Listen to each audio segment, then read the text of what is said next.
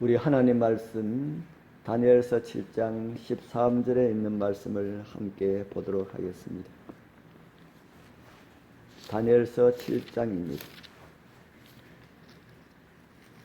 다니엘서 7장 13절, 다니엘서 7장 13절, 14절에 있는 말씀을 제가 읽어드리겠습니다. 내가 또 밤 환상 중에 보니 인자 같은 이가 하늘 구름을 타고 와서 옛적부터 항상 계신 이에게 나아가 그 앞으로 인도되매 그에게 권세와 영광과 나라를 주고 모든 백성과 나라들과 다른 언어를 말하는 자들이 그를 섬기게 하였으니 그의 권세는 소멸되지 아니하는 영원한 권세요 그의 나라는 멸망하지 아니할 것이니라. 아멘. 어제 아침에 읽어드린 성소가 정결하게 되리라는 말씀과 깊은 관련이 있는 말씀을 이 아침에 읽어드렸습니다. 오늘 아침은 성소 정결이 무엇을 의미하는지를 다시 조금 더 자세하게 살펴보면서 은혜를 나누도록 하겠습니다. 구주께서는 승천하신 후에 우리의 대제사장으로서의 일을 시작하셨습니다.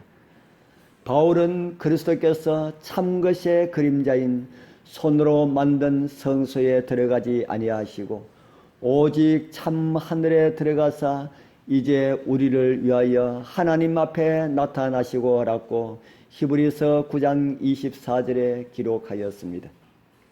1800년이 지나는 동안 우리의 그리스도께서는 이 봉사 사업을 성수의 첫째 칸에서 계속하셨습니다. 회개하는 신자들을 위하여서 그리스도의 보혈이 탄원함으로써 그들은 하나님께 용서받고 인정받았으나 그들의 죄는 여전히 하늘 기록책에 남아 있었습니다. 전형적인 성소 봉사에서 연말이면은 속지 않은 일이 있었던 것처럼 그리스도께서 인간을 위해 구속사업을 마치기 전에도 성소에서 죄를 제거하기 위해 속죄 사역을 수행하셨습니다. 이것은 2300주야가 끝날 때에 시작되는 사역임을 성경은 우리에게 가르쳐주고 있습니다. 그때에 우리의 대제사장께서는 마지막 엄숙한 사업, 즉 성소 정결을 수행하시기 위하여서 지성소로 들어가셨습니다. 다니엘서 8장 14절에 나타난 대로 그리스도께서 우리의 대제사장으로서 성소 정결을 위하여서 지성소에 들어가신 것과 다니엘서 7장 13절에서 인자가 옛적부터 항상 계신 이에게로 나아가시는 것, 말라기에 예언된 대로 주께서 성전으로 가시는 일은 모두 동일한 사건을 묘사한 말씀입니다. 이 사건은 그리스도께서 말씀하신 마태복음 25장의 열처녀의 비유에서 신랑이 결혼식으로 나아가는 일로 묘사되기도 하였습니다. 성소의 정결에는 조사하는 사업, 즉 심판이 포함되어 있습니다.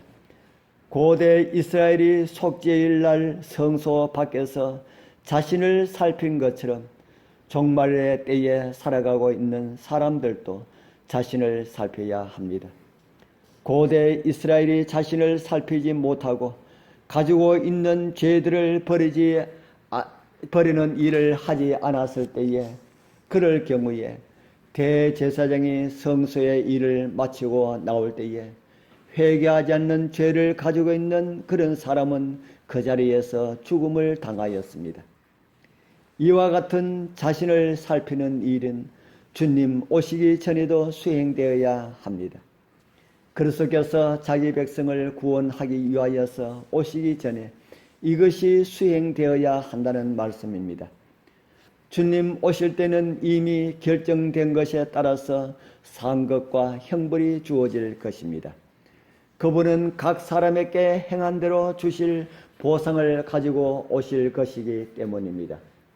마지막 때는 누구라도 지위나 계급, 재산으로 자신의 형편을 한치도 바꿀 수가 없습니다. 모든 것을 보시는 하나님에 의하여서 각 사람은 자신의 순결 그리고 고상함 그리스도에 대한 사랑의 여부로 심판을 받을 것입니다. 그 심판이 주어지기 전에 모든 것을 아시는 분께서 누가 구원을 받고 받지 않고 다 아시는 분께서 우리들에게 자신을 살필 수가 있는 시간을 우리 하나님께서 허락하신 것입니다. 지금은 그러한 자신의 죄들이 하나님의 법 앞에 엄격하게 조사받고 있는 그런 시간입니다.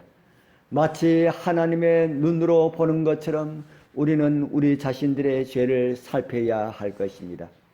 그리고 예수 그리스도 우리를 위해 이 땅에 오시고 나의 죄를 위하여서 보혈을 흘리신 예수 그리스도의 공로가 허지로 돌아가지 않도록 하여야 할 것입니다. 이러한 하나님의 은혜를 거절하고도 구원받을 사람은 한 사람도 없습니다. 하나님의 은혜를 남용하지 말기를 바랍니다. 하나님의 사랑이 나의 죄를 덮어주실 것이라는 기대를 하지 말기를 바랍니다. 하나님의 은혜는 회개하지 않는 죄까지 용서하시는 은혜가 아닙니다. 회개하는 죄는 어떤 죄라도 용서함을 받고 회복함을 받지만은 회개하지 않고 자신의 죄들을 인정하지 않고 말씀을 멸시하는 사람들은 한 사람도 심판을 피할 수가 없다는 사실을 잊지 마시기를 바랍니다. 지금은 은혜 받을 만한 날입니다. 용서받을 수 있는 날입니다. 오늘 지나면은 영원히 이 날은 돌아오지 않습니다. 오늘 다시 한번 나의 죄들을 성령으로 살필 수가 있는 은혜가 있길 기도드립니다. 그리고 주님 오시는 날 예수 그리스도의 보혈로 씻음받은 정결한 옷을 입고 우리의 마음들이 주님을 사모하는 마음으로 변함을 받고 영광 중에 오시는 주님을 맞이할 수 있는 은혜가 우리 모두와 함께하길 축복합니다. 기도드리겠습니다. 하늘에 계시는 거룩하신 아버지 하나님 감사합니다.